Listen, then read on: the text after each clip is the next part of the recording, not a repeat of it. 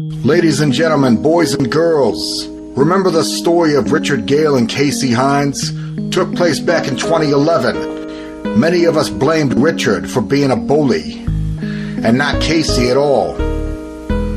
But did we get it right? Here's what I believe to be the true perspective, a diary regarding the truth of what's really inside of us about that story. That includes what most of us will not admit. I see a video online labeled "Victim Stands Up to Bully." I click on it. One boy repeatedly punches another again and again. Finally, the boy taking the punches has had enough.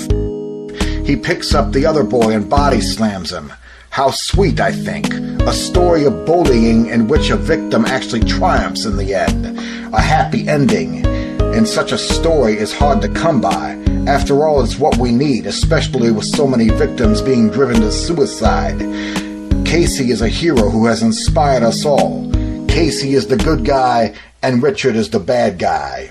That's why I was also inspired to see Justin Bieber invite Casey up to his stage to congratulate him. I've seen Richard being interviewed as well as Casey, claiming that Casey had also bullied him.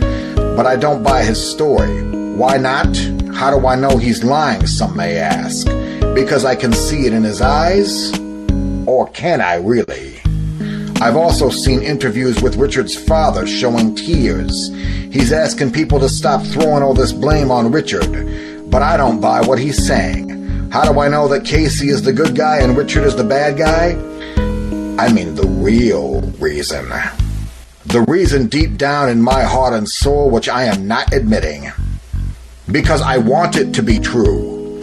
I want Richard to be lying. I want him to be the bad guy. I want Casey to be the good guy, because there would be no inspiration in this story otherwise. If I was to acknowledge any possibility that Richard wasn't the bad guy entirely, I would have to sacrifice the happiness that comes out of this story. I really don't want to do that. After all, we need inspiration nowadays. All these sad stories when it comes to bullying and bullycide. I have to forfeit the one story that brings me encouragement. That's too much. Then again, how do I think Richard feels? What would it be like to have everyone, even normally decent people, suddenly turn against you? How would it feel to have everyone find your pain inspiring? How would it feel to have everyone take joy in the sight of you being dropped just because you were the first to strike in one 30-second video? I've heard that many tormented Richard for quite some time after that incident. I even heard some people gave his address to the public so that everyone could attack him and his family as if they represented bullying. Is that the way to fight bullying? Or is it bullying? He deserves it? She deserves it? Is that not exactly what bullies tell themselves about their victims? By throwing all this weight and all these potential lies on Richard and his family, would I be helping to solve the problem with bullying? Or would I be making it worse? To truly solve problems, I have to acknowledge the truth. That includes admitting if I do not know. It's just like when bullies make themselves believe their victims deserve it, so they can take pleasure in hurting them.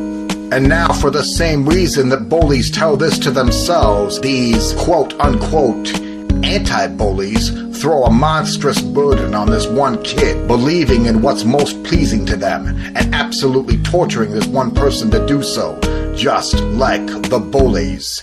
Anti-bully has to address the truth. If the truth is not known, then admit you don't know it. Otherwise, it makes matters worse. That's what professional investigators do. They put the puzzle together piece by piece. They don't assume. What they don't know, they don't conclude. They acknowledge the loose ends until they can tie them up. Don't be eager to conclude. That is the problem with us all. We always have to have a conclusion. Impatience. Many of us are so desperate for good feeling, for pleasure, for inspiration. Then we get it the easy way, the wrong way, like the high from drugs and alcohol. Then we end up with more problems. We're jumping the gun, making assumptions. As Gene Kranz said in the movie Apollo 13, let's work the problem, people. Let's not make things worse by guessing. Or in this case, assuming the truth to be whatever we want it to be true. Calling Casey the good guy and Richard the bad guy. The truth is, I don't want to believe Richard G. Why? Because then this story wouldn't be a victory for the victim. If I were to admit any chance that anything he says is true, then this story wouldn't be as inspirational as I want it to be. I want this to be a story in which the victim stands up to the bully, and he wins. I hate bullying. I'm so discouraged by so many stories of bullying and bullycide. I want there to be good news when it comes to a story like that. That's why I want to believe that Richard is the bully and Casey is the victim entirely. I cannot throw this huge burden on Richard. I cannot do this to him. It would not be fair, even if Casey had never bullied him. Does this one boy, this one kid, and his family deserve all this ridicule as if they are the entire bullying problem? You want to fight bullying? You can't be a bully. You can't throw all this weight on this one person and his family.